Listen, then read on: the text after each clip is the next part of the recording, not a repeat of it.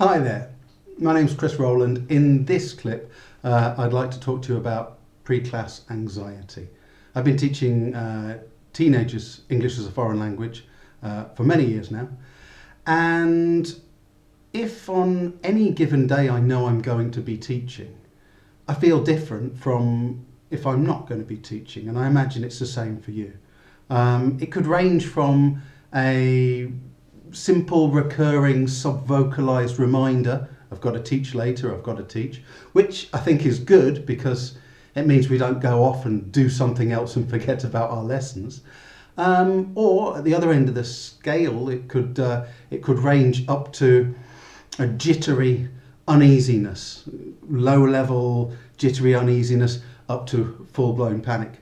Most of the time mine is fairly tame because I've been very lucky recently and I've had good groups. But even with a good group, things can go wrong, and even a good group can feel like an obstacle if you're a bit short on time, if you're in a flap at your wit's end or not feeling very well.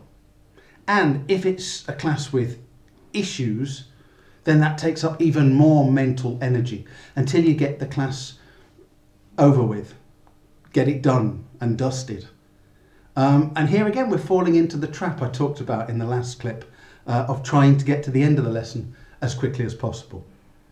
And if you think about it, just trying to fill up or use up other people's time in the easiest way possible to alleviate our own suffering is probably not the healthiest angle to come at things, and it's probably not the healthiest undertaking to be involved with. So whenever I find myself thinking, oh, tricky class coming up, what can I do with them? I change that mental question to, what can I teach them? Immediately I find this helps me refocus, it cuts down on anxiety, and it stops me choosing activities which are just for entertainment or are just fillers. And that's it. That's all I want to say today, really. It's that simple switch from what can I teach them, what can I do with them, to what can I teach them. Because I think however good you are, there's always going to be that day when you're in a flap, when you haven't had time to prepare your lessons. And in that moment, when you ask yourself, oh, what can I do with insert name of group? Just make that little switch. What can I teach them? What do they need to know that they don't know now? What do they need to be able to do that they still need practice on? And then just give them that practice.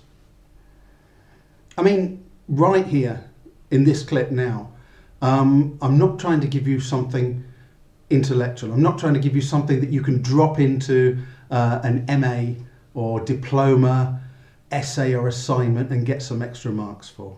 I'm sure I have some of those things kicking about in here and I will share them with you, but this is not that.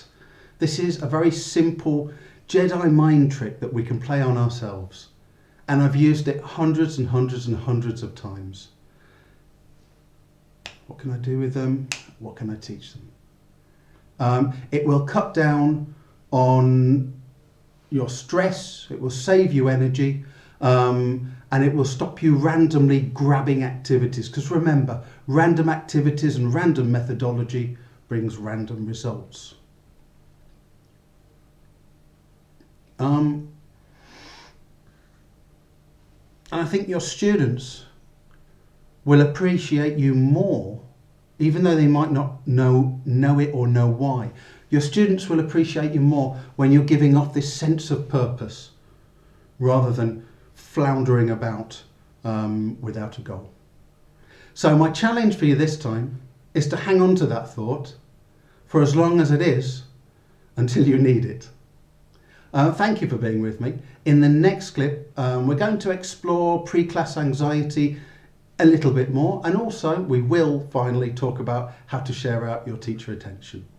Strength and energy, good luck with your teaching.